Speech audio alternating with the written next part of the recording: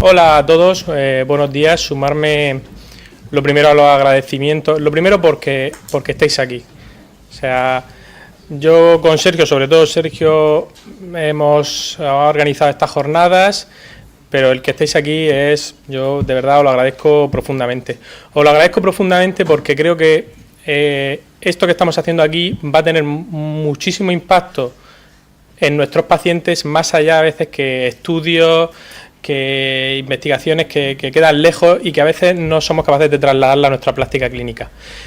Sabéis que los nuevos anticoagulantes ya llevan un tiempo con nosotros, se empezaron a prescribir en especializadas, se dejó el seguimiento un poco a atención primaria y ahora se ha abierto o se va a empezar a abrir a que vosotros también podáis prescribirlo.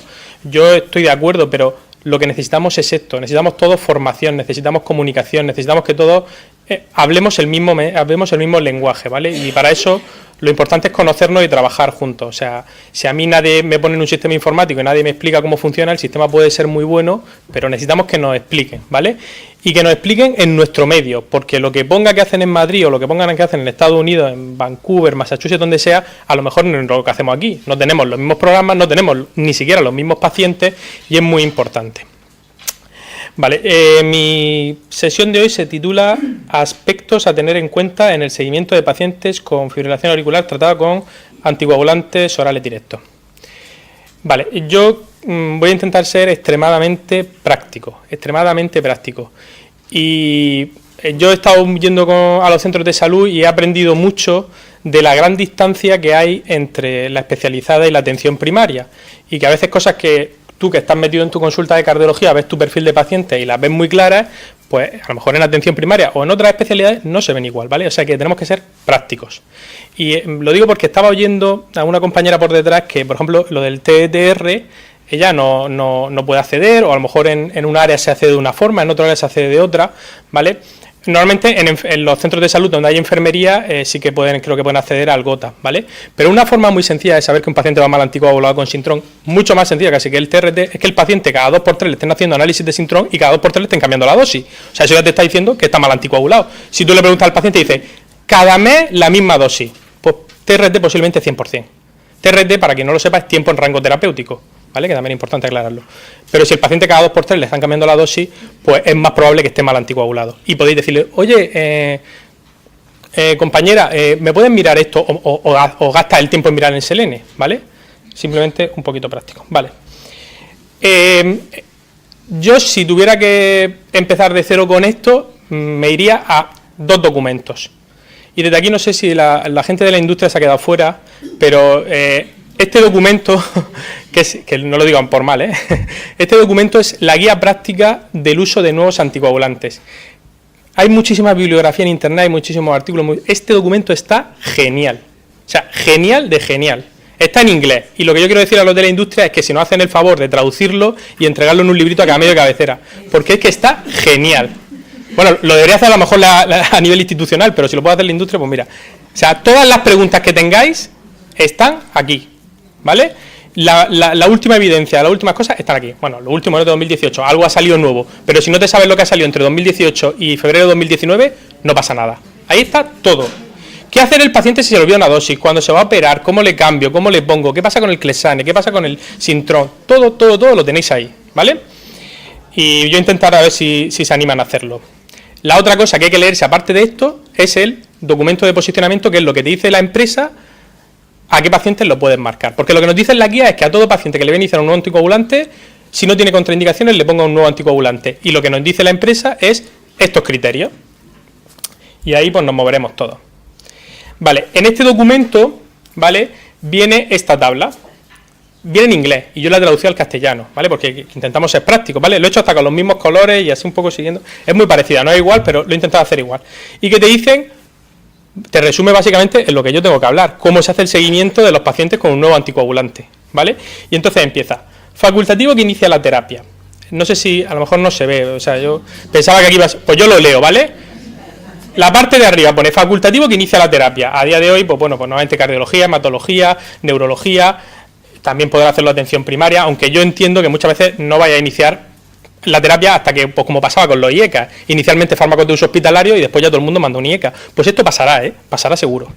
Vale, pues pone establecer la indicación de anticoagulación, hacer una analítica basal con una hemoglobina, función renal y hepática y coagulación. ¿Esto qué me está diciendo? ¿Que para qué os vale a vosotros? Para que si vaya a mandar un paciente al hematólogo para que le haga el cambio, pues si necesita una analítica, pues mandarlo con una analítica, porque si no tiene quito PC. Vale, pone seleccionar el anticoagulante y la dosis correcta, decidir la necesidad de si hay que añadirle un protector gástrico, dar educación y entregar la tarjeta de anticoagulación. Ahora os explico varias cosas. Organizar el seguimiento, dónde, por quién y para qué. Y aquí pone, sigue siendo el coordinador responsable para el seguimiento. Entonces, esto lo pone ahí, pero esto no es así. O sea, ningún servicio de cardiología puede asumir el seguimiento de todos los pacientes anticoagulados, porque es que la prevalencia hoy en día es altísima. O sea, llega a ser un 1% de la población general, casi un 20% por encima de 80 años. Tendríamos que seguir a todos los pacientes por encima de 80 años. O sea, una barbaridad. El seguimiento lo tenemos que compartir entre cardiología, atención primaria, hematología, neurología. Entonces, habrá que compartirlo un poco. Está claro que el paciente que simplemente lleva su anticoagulante y está bien anticoagulado, o tiene otras comorbilidades que de atención primaria se puede llevar, pues a lo mejor no tiene que ir cada 2 por 3 al cardiólogo a hacerle una analítica y ver la función renal, ¿vale? Y esto, desde luego, va a acabar en atención primaria, pero como ha acabado el paciente hipertenso o como ha acabado el paciente diabético tipo 2, es que no hay ninguna duda, ¿de acuerdo? Entonces pone, el primer seguimiento hay que hacerlo al mes. Esto más o menos lo hacemos así. Lo inicia nuevamente el médico, el cardiólogo, hematólogo, quien sea, y va a atención primaria. Y en ese seguimiento básicamente es ver que no ha tenido ningún efecto adverso y que no ha tenido ningún problema, ¿vale? Pero bueno, en todo lo que hay que hacer en el seguimiento es comprobar eventos tromboembólicos y sangrados. Está claro que el paciente que tiene un ictus va a acabar yendo a urgencia y posiblemente ingresar a cargo de neurología y a lo mejor hay que hacerle el cambio de tratamiento. Pero, oye, hay gente que os puede contar en la consulta de atención primaria que está teniendo síntomas que son compatibles con una AIT o algo de eso y que a lo mejor os tiene que decir, oye, este paciente no está tomando bien el anticoagulante o está teniendo algún problema, ¿vale? Eso sé que lo hacéis todos. Y el tema de los sangrados. Comprobar que el paciente no está teniendo problemas de sangrado. Ya tendremos una charla que hacer ante los sangrados, no voy a entrar ahí mucho, pero bueno, preguntar. Hay que valorar la adherencia, hay diferentes métodos para valorar la adherencia. Todos estos puntos los voy a desarrollando ahora poquito a poco, ¿eh? Hay que valorar si tiene efectos secundarios, el tema de la medicación concomitante, valorar los factores de riesgo modificables y realizar esfuerzos para minimizarlos, sobre todo los efectos de los factores de riesgo de sangrado, determinar la necesidad de una analítica y evaluar si el paciente está tomando el anticoagulante correcto y a la dosis correcta. En caso de que haya algún problema, pues se pone aquí una flecha hacia arriba. Contactar con la persona que ha iniciado la terapia o con hematología o con quien más o menos os pueda dar respuesta a ese problema. A veces luego podéis solucionar vosotros. Si el paciente está teniendo un sangrado, por ejemplo, porque, no sé, pues a lo mejor hay que estudiar una anemia, pues a lo mejor el inicio del estudio de la anemia lo podéis empezar vosotros, ¿vale? O sea, no hay que mandarlo directamente a ninguna persona. Vale, si el paciente no se está tomando las pastillas, no hay que mandarlo a nadie para que le se tome las pastillas, hay que decírselo. ¿De acuerdo? Si no ha habido ningún problema, pues aquí pone rellenar la tarjeta de anticoagulación, reforzar los aspectos educativos clave y programar la siguiente revisión. Vale, o sea que básicamente lo reviso un poquito lo que tengo que revisar del paciente, si hay algún problema busco cómo solucionarlo y si no hay ningún problema, pues lo vuelvo a citar, ¿vale? Eso sería el resumen. Vale, y ahora vamos a desarrollar cada uno de los puntitos estos. En este mismo documento, esto ya no lo he traducido, te viene, para quien se lo quiera leer, cómo revisar cada una de esas cosas que hemos comentado, pero yo os las voy a comentar una a una. Por un lado, la tarjeta esta europea del paciente anticoagulado, ¿vale? Esto no lo utilizamos, o sea, no lo utilizamos como está diseñado para utilizarlo. Está diseñado para ahí apuntarle al paciente el nombre del médico responsable, la dirección, el teléfono del médico, información urgente de a quién buscar. O sea, esto no lo utilizamos así, vamos, yo no creo que nadie lo utilice así. Pero sí que es conveniente, eso viene, o se puede descargar de la Sociedad Europea de Cardiología en todos los idiomas que queráis, o en cada envase viene, sí que es conveniente que por lo menos le digáis al paciente que se lo lea. Porque ya ahí viene información muy valiosa para el paciente, muy, muy valiosa, y para vosotros también, ¿eh? O sea, muchas de las cosas que estamos explicando ahí está escrita en esa pequeña tarjeta, porque aquí te pone, por ejemplo, ¿cómo se hace el seguimiento? Información para profesionales. Te explica que las contraindicaciones más importantes, te implica que los controles no valen, te explica cómo hacer un poquito el seguimiento. Para el paciente, ¿qué hacer si se me olvida una dosis? ¿Qué hacer si me tomo 2 dosis? O sea, que si no tenemos tiempo para hacer educación sanitaria, simplemente con decirle al paciente, la caja del fármaco lleva una tarjeta que es conveniente que te la leas. Eso ya estamos haciendo algo por el paciente. Vale.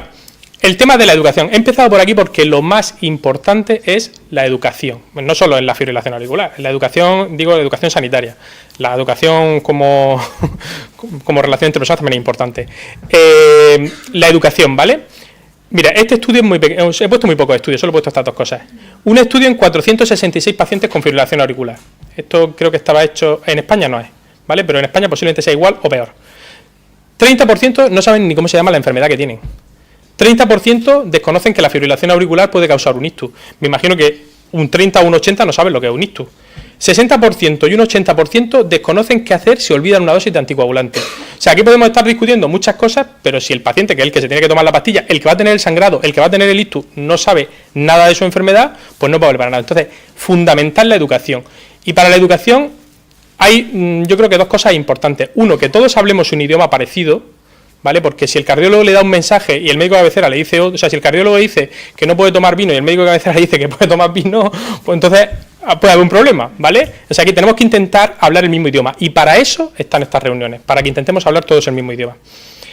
Y la educación puede mejorar la calidad de la anticoagulación. Esto es un estudio que se hizo randomizado, o sea, que se randomizó a dos grupos, a uno le hicimos la intervención y a otro no, sobre el impacto de la educación en los pacientes que tomaban Sintrom, ¿vale?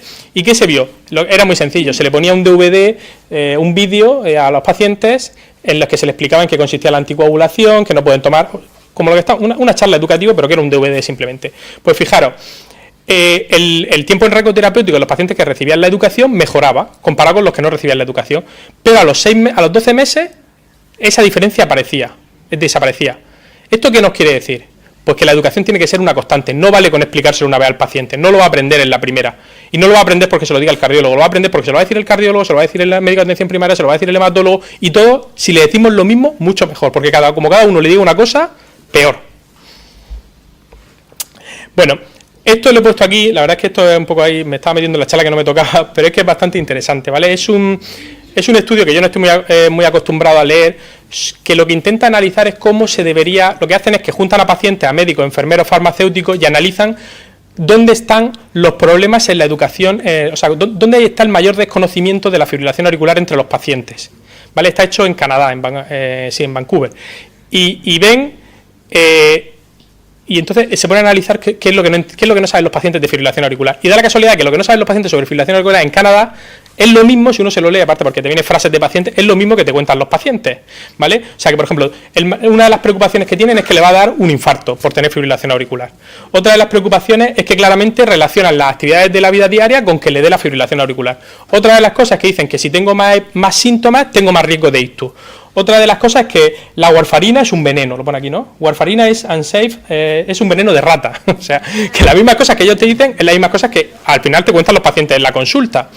Y es muy, muy bonito, si alguien se lo quiere leer, ahí está la referencia, es muy bonito porque te viene cómo deberíamos hacer la educación sobre la anticoagulación, o sea, qué punto deberíamos tocar a la hora de explicarle al paciente. Pues tenemos que explicarle que la fibrilación auricular no es los síntomas que tiene, sino que es una condición. El paciente, como ha tenido fibrilación auricular, va a requerir un tipo de tratamiento, un tipo de seguimiento, no porque haya tenido los síntomas, sino porque ya lo hemos diagnosticado de esa condición.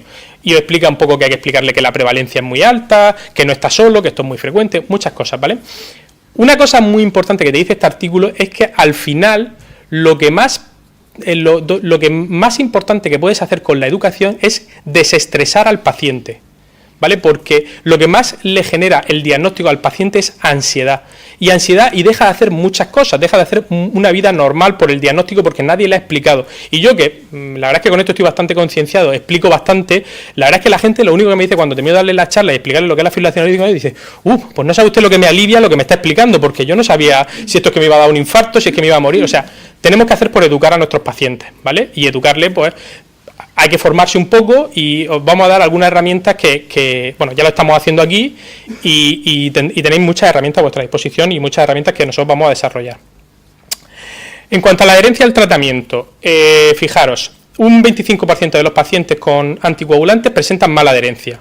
Eso es porcentaje de comprimido, se toman menos del 80%. Un cuarto de los pacientes se toma mal el tratamiento anticoagulante. Esto es muy parecido a la mala adherencia con los antihipertensivos, a la mala adherencia con otro tipo de pastillas. En verdad, el paciente que se toma mal las pastillas, se toma mal todas las pastillas, no una sola, no hacen selección. Bueno, yo he conocido a algunos pacientes que sí que te han dicho, me voy a dejar una pastilla, me voy a dejar esta, y he dicho tú, coño, no te voy a haber dejado el del colágeno de la rodilla, que no vale para nada, te he dejado esta. Bueno, y un porcentaje muy alto también hay una discontinuación del tratamiento. Lo que pasa es que todos estos estudios son hechos en otros países donde a lo mejor los seguros y cómo están financiados los fármacos son muy diferentes. En España no tenemos tantos datos. Yo he visto algún estudio hecho en la Comunidad Valenciana donde la verdad es que hacían un análisis con las farmacias y tal, y la verdad es que la tasa de cumplimiento no era era un poquito más alta de lo que pone aquí. Pero bueno, yo creo que esto no es tan importante los datos, sino como tener claro que hay que recordarle al paciente que se tiene que tomar las pastillas y hay que insistir en todas las visitas y de alguna forma estar pendiente. Vale, en cuanto a la adherencia, si nos vamos a comparar con los antivitaminas K, pues está ahí la balanza de que vale, son más cómodos, son más simples de tomar, pero al mismo tiempo yo creo que el paciente tenga que venir aquí cada mes a hacerse los controles, de alguna forma voy a favorecer la adherencia. Eso no está demostrado y eso no, yo creo que no es así, porque aunque el paciente venga todos los meses a hacerse los controles, las tasas de mala anticoagulación son muy altas. O sea que tendría que ser un paciente muy concreto, yo he tenido algunos, que sabes que si el paciente no aparece por el centro, si no aparece, aunque sea hacerse los controles del sintrón, es que no aparece por ningún lado. Y a veces que la única manera de tenerlo a los pacientes enganchados al sistema es ese, ¿vale? Pero no es un factor, digamos, no es el factor no es que este paciente, para que venga, lo voy a tener como un castigo, no hay que utilizarlo como un castigo, ¿vale? Habrá un perfil, pero no suele ser, es una excepción, no la norma. Vale. Para mejorar la adherencia, pues lo primero, identificar la mala adherencia. ¿Cómo se identifica la mala adherencia? Tenéis el test de Morinsky, que va a hacerle 4 o 5 preguntas al paciente, pues podéis un poquito intuirla. Yo al final creo que lo más sensato es preguntarle al paciente 3 veces, y la tercera ya con el corazón en la mano casi. O sea, ¿usted se toma pastillas? Sí. ¿Usted se toma pastillas? Sí. Y mire, caballero, esto es muy importante. ¿Usted de verdad se toma las pastillas? No. Y si no, echar la mano siempre de la mujer que está al lado, que hace así, con lo del tabaco, no fuma, no, y está la otra así, aquí hay algo raro. Bueno, educar al paciente y a los familiares, al cuidador principal, o sea, a veces hay personas de 80 años o 85 años que a veces que están muy bien, pero a veces que no están muy bien, y te viene y tú sabes que el paciente no se está enterando de nada. Pues no pasa nada por perder un hueco de tu consulta, decirle, quiero que te vengas dentro de 2 días con tu hija o con quien te ponga las pastillas. Porque eso va a tener más efecto que otras muchas cosas, ¿vale? Entonces hay que explicárselo a la persona que sea responsable de la toma y no a la persona, al paciente que a veces no es el responsable. Respecto a una cosa simplemente, no se debe suspender ante sangrados mínimos la anticoagulación, ¿vale? Y en el caso de que la suspendamos, como mucho una dosis. El ejemplo, pues si yo un día me doy un corte que me llevo medio dedo, ¿vale? Eso es una cosa transitoria. Pues el paciente mientras esté sangrando pues se puede dejar una dosis del anticoagulante, pero más allá de una dosis no. Con el tema de los sangrados, que se tratará más tarde, ¿vale? Hay que llevar cuidado y no utilizarlo para suspender la anticoagulación. Hay que identificar y corregir los factores de mala adherencia. A veces simplemente, por ejemplo, los fármacos que se toman cada 24 horas, un factor de mala adherencia puede ser que yo le haya puesto en el informe en la comida. Y el paciente te dice, es que yo en la comida, yo siempre como fuera. Pues bueno, pues tómatelo por la mañana, no pasa nada. O tómatelo por la noche. A veces eso pues puede ser una forma de corregir un problema de mala adherencia. Hay que adaptar la posología al paciente. Aquí he puesto toma única frente a doble toma. Esto genera mucha discusión. Si queréis lo dejamos para luego, porque lo de la toma única, doble toma, lo voy a dejar para el apartado de discusión, ¿vale? Simplificar los tratamientos y ofrecer estrategias para mejorar la adherencia. Hoy en día mucha gente joven tiene aplicaciones que le puede ir recordando, no solamente los anticoagulantes, sino cualquier anticoagulante, tómate la pastilla, pues por las mañanas o algo de eso, ¿vale? La posología, ya la sabéis, cada 12 horas Pradaxa y Eliquis, cada 24 horas Xarelto y Lisiana. Lo único así general, Dabigatran son cápsulas, no se deben abrir, no se deben conservar, como ha dicho Fran, fuera del envase del blister, y Rivaroxaban es conveniente tomarlo con el estómago lleno porque aumenta la absorción, la biodisponibilidad bastante. Y por triturado se pueden dar menos Pradaxa a todos. ¿Qué pasa si se me olvida una dosis? Pues en los que son cada 12 horas me puedo tomar el comprimido que se me ha olvidado. Si no han pasado más de, bueno, es siempre la misma regla, si no ha pasado más del 50% del intervalo me lo puedo tomar. Es decir, si el intervalo es cada 12 horas y no han pasado más de 6 horas, me puedo tomar la que se me ha olvidado. Y si es cada 24 horas y no han pasado más de 12 horas, me lo puedo tomar. ¿Qué pasa si me tomo doble dosis? Es que da la casualidad que si me he tomado 2 pastillas y no me he dado cuenta. Pues en las que son cada 12 horas me salto una dosis y en las que son cada 24 horas sigo igual. ¿De acuerdo? Todo esto que, mira qué bonito, está en la guía. Dosificación. Vale. Yo creo que si tuviera, seguro que hay alguna aplicación para médicos que poniendo así 4 cosas te dice la dosis que tienes que ponerle. Pero bueno, hay muchos documentos. Yo no me sé la dosificación, no me acuerdo. Y yo esto me lo dio, este cuadrito así me lo dieron. Y es simplemente, tú eliges un poco por el perfil del paciente el fármaco y en función de la función renal y la medicación concomitante que toma, pues eliges la dosis. Esto hay que mirarlo, ¿vale? Generalmente, los pacientes que tienen un filtrado por encima de 60, un filtrado no, un aclaramiento por encima de 60, se le puede mandar la dosis estándar, 150, 110 si es muy mayor de dabigatran, de Pradasa, 20 de rivaroxaban, 60 de edoxaban, que es lisiana, y 5 de Liquis. Si tienen ya un filtrado caído, pues hay que ver, hay algunos que se ajustan y otros que hay que mirar factores concomitantes, pero al principio yo no me voy a poner aquí a explicar porque es que eso va a olvidar, vamos, a mí, es que se me olvida a mí. O sea, que el que lo vaya a utilizar o el que quiera eso, pues que precisamente lo mire, y hay un montón de documentos donde podéis mirarlo, o gráfica, o al que le guste más así en plan algoritmo, como os guste, da igual. El control de la función renal. En las personas que tienen filtrado glomerular, filtrado glomerular normal, podemos dejarlo estoy aquí hablando de filtrado de aclaramiento, y os digo simplemente antes de seguir una cosa. ¿Con qué se ajusta el fármaco? Teóricamente hay que ajustarlo con el aclaramiento. O sea, el aclaramiento y el filtrado no es lo mismo. O sea, tenemos una fórmula para calcular el filtrado, que son CKD-EPI o MDRD, y una fórmula para calcular el aclaramiento, que es Cockcroft. ¿De acuerdo? Si ajustas el Cockcroft por superficie corporal, te puedes hacer el filtrado, ¿vale? El problema es que, aunque las fórmulas que mejor estiman el filtrado, que es lo que mejor predice la enfermedad renal, son el CKD-EPI y el MDRD, todos los estudios en fase 3 están hechos con Cockcroft. Entonces, en la ficha técnica y en el documento de posicionamiento te dice que para ajustar la dosis utilices Cockcroft, pero nosotros no utilizamos Cockcroft, y es más, en las analíticas que tenemos no sale Cockcroft, sale creo que CKD-EPI o MDRD, ahora mismo no me acuerdo, sale CKD-EPI, pero Cockcroft no sale. Cockcroft no sale porque hay que meterle el peso, entonces no sale. Lo que habría que utilizar es Cockcroft. Yo creo que pero bueno, la verdad es que aquí me meto en un berenjenal. Entonces, si lo tiene si al final cuando vaya a pacientes con disfunción renal, normalmente hay que hacerle ajuste de dosis y además ir sumando otros factores ya al final. Si está muy en el límite de una decisión y solamente depende de la función renal la decisión, tendréis que utilizar Cockcroft, ¿vale? Pero es complicado, ¿vale? Cuando la función renal, voy a dejar de hablar de fórmula, voy a decir, función renal es normal, pues el chequeo de la función renal hay que hacerlo anualmente, y si es una persona mayor o que toma dabigatran, cada 6 meses. Y si el filtrado en la función renal está deteriorada, pues lo que hay que hacer más o menos es el filtrado glomerular entre 10. Por ejemplo, si yo tengo un filtrado glomerular de 30, entre 10 cada 3 meses. Si tengo un filtrado glomerular de 50, pues cada 5 meses. Que es más o menos lo que ha dicho Fran. Si el filtrado está bastante deteriorado cada 3 meses, si está moderadamente deteriorado cada 6 meses, y si está bien y no es una persona mayor muy compleja, cada año. Vale, las interacciones, ya lo ha comentado Juanjo. Yo cuando cuando tengo un paciente o sea, los grupos farmacológicos estos de antifúngicos, VIH, inmunosupresores, antiepilépticos y quimioterápicos, son grupos que claramente van a interaccionar no solamente con estos fármacos, con todos, y que hay que ir a veces a revisárselo. Pero vosotros normalmente, como atención primaria, no soléis prescribir estos fármacos. A lo mejor no sé si utilizáis algún antifúngico, solamente ese, si lo utilizáis. De vía oral, sí. Es que el ketoconazol se sigue utilizando, es que yo no sé si... No, ¿sí? Algunos dicen sí, otros no. El Hidra. El Citromá es la citromicina, pero la citromicina es macrólido. La citromicina se interacciona bastante, sí. Bueno, los antibióticos y los antifúngicos hay que ir a revisarlos, ¿vale? Y si está tomando, pues utilizar otro fármaco. Y si no se puede utilizar en combinación y no te queda más remedio, pues posiblemente haya que cambiar el anticoagulante. No se suele dar esa situación, ¿vale?